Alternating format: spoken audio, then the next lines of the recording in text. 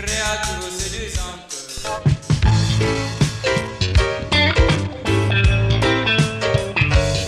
Détendez-vous sur Radio Clédou. Partout où vous êtes, à la maison, dans vos lieux de loisirs. Branchez-vous sur le dynamisme. Radio Clédou. Radio Clédou. 101.2.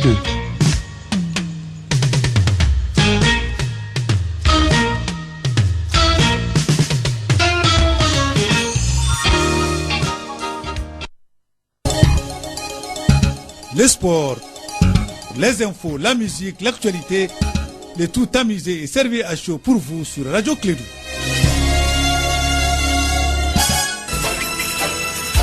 Radio Clédou, le journal, avec Sotelma Malitel. Mesdames et messieurs, fidèles auditeurs, très heureux de vous retrouver. C'est un plaisir qu'on se lève le matin de bonne heure pour vous apporter le bonheur. On vous dérange en faisant plaisir, n'est-ce pas? 7h02 en temps universel. Nous sommes aujourd'hui jeudi, 19 septembre de l'an 2019. Je suis avec Bakary Cissé ce matin. Il remplace Kassim Traoré pour le journal de jeudi. Bakary, bonjour, bienvenue. Quels sont les titres? Oui, bonjour Abdoulaye, bonjour à toutes et à tous. Bienvenue dans ce journal. Dans ce journal, nous allons parler une fois de plus de l'annulation de la 38e réunion du CCA.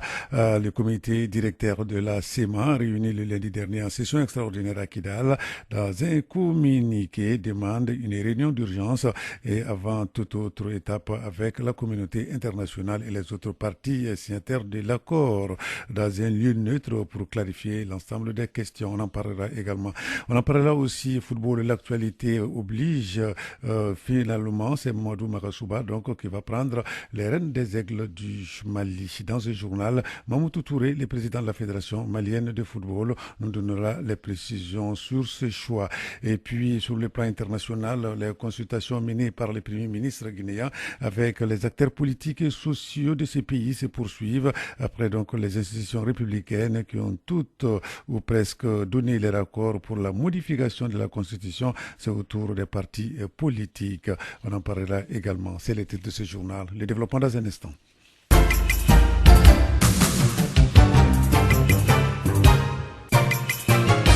Une fois n'est pas coutume, je le disais tantôt, l'actualité sportive, le nouveau comité exécutif de la Fédération malienne de football compte confirmer Mohamedou Makasouba au poste de sélectionneur national des Aigles seniors. Le nouveau comité exécutif de la Fédération malienne de football compte lui donner la chance de continuer le travail déjà entamé. Nous allons écouter le président de la Fédération malienne de football, Mamoudou Touré Bavier. Un bon frère, comme nous savons le faire au Mali. Comprendre que Makasouba aujourd'hui est le sélectionneur national par intérim et il est directeur technique. Nous avons eu cette discussion avec lui pour lui dire que les deux fonctions, de notre point de vue, le nouveau comité exécutif, les deux fonctions sont incompatibles. C'est-à-dire pour permettre à Makasouba de travailler sereinement, de se consacrer à l'équipe nationale du Mali, être phare en quelque sorte. Nous voulons que ce travail se fasse dans la plus grande concentration possible, à faire en sorte qu'il y ait un suivi et un fichier sur tous les joueurs maliens. C'est un chantier très vaste et très immense. Vouloir coupler cela avec la direction technique, qui est aussi quelque chose de grandiose, nous paraît impossible en l'état. Donc nous avons demandé à notre sélectionneur, nous souhaiterions qu'il puisse se consacrer à l'équipe nationale. Les discussions sont en cours, nous souhaiterions qu'il reste entraîneur de l'équipe nationale, parce que comme je l'ai dit, il est en train de faire du bon travail à ce niveau. Mais nous disons aussi que nous ne voulons pas qu'il soit directeur technique et entraîneur. Et nous lui avons laissé le choix de réfléchir. Et pour nous, a priori, nous voyons Makasouba comme sélectionneur de l'équipe du Mali. Voilà, donc là c'était Bavier Touré, Mamoudou Touré dit Bavier, le président de la Fédération malienne de football, qui s'est prononcé par rapport donc, au sort de Mamadou Makasouba, l'entraîneur des Aigles du Mali. Donc il a le choix, donc il va se débarrasser de sa veste de directeur technique national pour prendre celle donc de sélectionneur national. Voilà donc en tout cas les choix entre les mains donc de Makasouba, une affaire donc à suivre. Autre événement sportif, c'était hier l'arrivée du président président de FIBA Monde, le Malien Aman Niang, qui a été accueilli à l'aéroport international de président Modibo Keïta Dessino par le ministre de la Jeunesse et des Sports, Aruna Modibo Touré, en présence de représentants du vice-président de la Fédération malienne de basketball, M. Amadou Traoré, et les autres membres de la fédération, ainsi que l'ensemble du monde du basketball, donc, qui ont vraiment donc mouillé les maillots pour accueillir le président de FIBA Monde, Aman Niang. Nous allons revenir sur cette cérémonie avec Djibril Kaba dans notre émission Sport dans l'après-midi. En attendant, nous allons continuer ce journal. Je le disais dans les titres, suite à l'annulation de la 38e réunion du CSA, le comité directeur de la CMA, réuni le lundi dernier en session extraordinaire à Kidal. Dans un communiqué, dit avoir prendre acte et dénonce la décision d'annuler la tenue du comité de suivi de l'accord dans la 8e région sur la seule demande du gouvernement. La CMA demande aussi une réunion d'urgence et avant toute autre étape avec la communauté internationale et les autres parties signataires de l'accord dans un lieu neutre pour clarifier l'ensemble des questions, notamment la raison d'état impérative qui a motivé l'annulation de cette session du CSA afin de procéder à une évaluation transparente de la situation actuelle et de la gouvernance de l'accord. Restitution des activités du 23 août 2019 qui a constitué à bloquer les routes de la région des Cailles et de Koulikoro. Cette restitution a eu lieu lors d'une conférence de presse tenue hier mercredi à la Bourse du Travail. La rencontre était organisée par le Front d'action pour la région de Cailles. Quant à Mamedi Dramé, il est le président donc de ce forum. C'est après donc les 6 mois qu'ils pourront parler donc de satisfaction. Sinon donc il reste donc au stade des promesses. On l'écoute. On n'a pas eu de satisfaction pour le moment. Juste les travaux ont commencé sur un seul point, à savoir la route qui doit durer normalement 6 mois. C'est après les 6 mois que nous pouvons parler de satisfaction ou pas.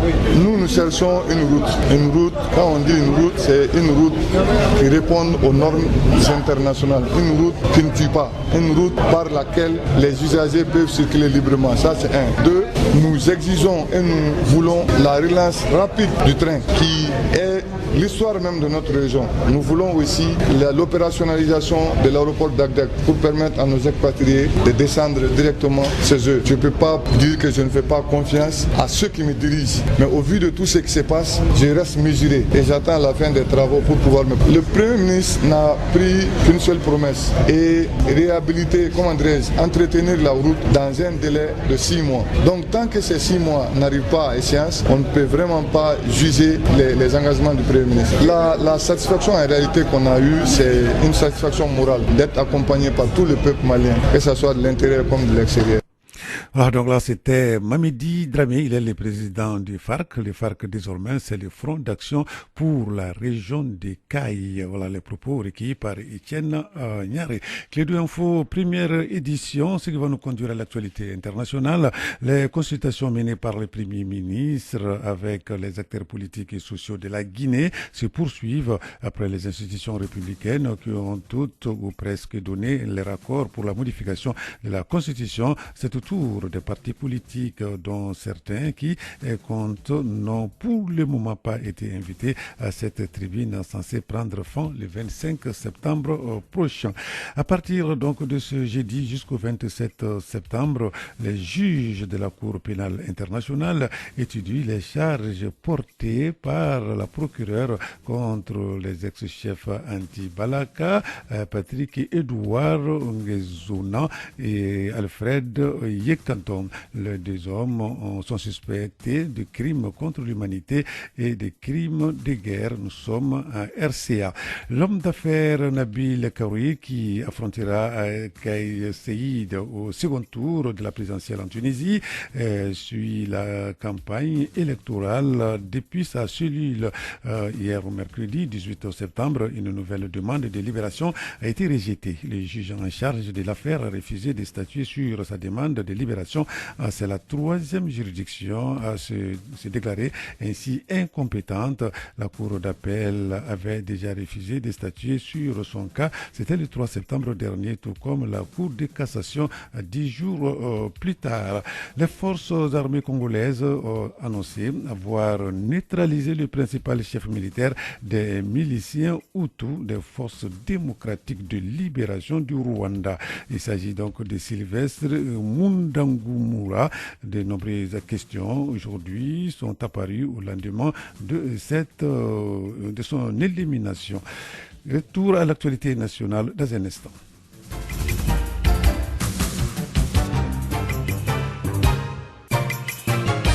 Il est exactement 7 heures passées de 11 minutes dans notre studio. 141 Maliens ont été rapatriés du Tchad grâce au ministère des Maliens de l'extérieur. La plupart sont des pêcheurs menacés par Boko Haram autour du lac Tchad. La secrétaire générale du ministère des Maliens de l'extérieur nous donne ici les détails.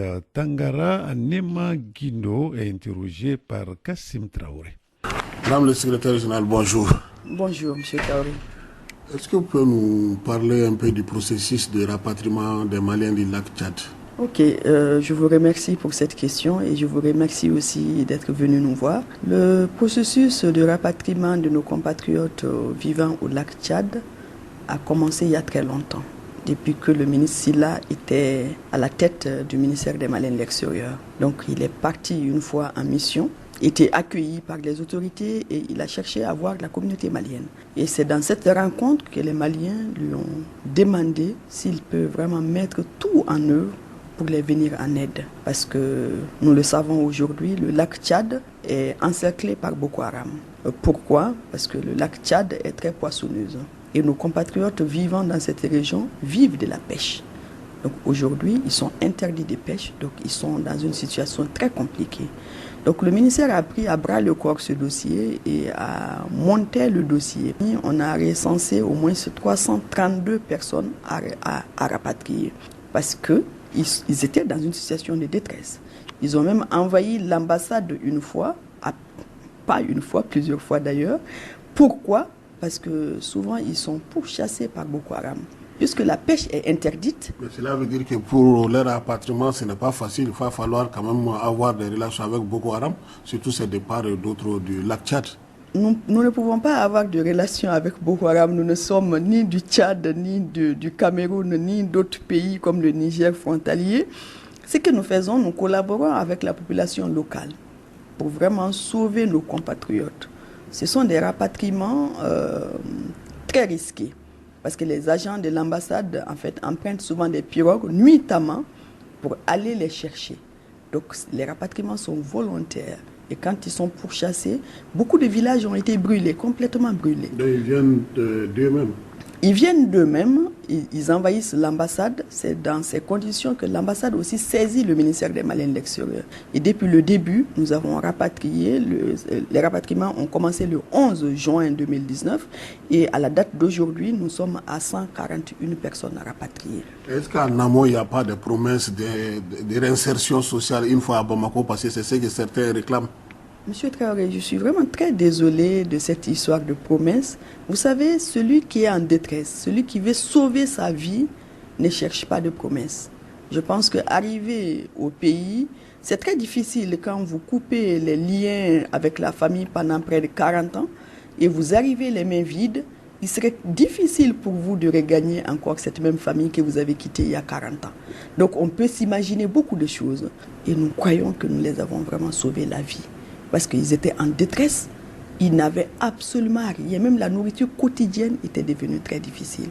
Donc c'est l'ambassade, à travers nous, et en fait nous les avons donné de quoi manger pendant quelques jours. Souvent, pour certains, ce sont des semaines et des semaines, donc avant de les rapatrier. Donc vous-même, vous l'avez dit, hein, une fois sur place, c'est difficile pour eux de localiser. Certains sont partis à 60 ans, 40 ans. Pour retrouver la famille, ce n'est pas facile. Est-ce que 72 heures n'est pas peu par rapport à leur séjour au niveau des centres d'accueil? Avant de les rapatrier, je pense que toute cette question-là est traitée en amont.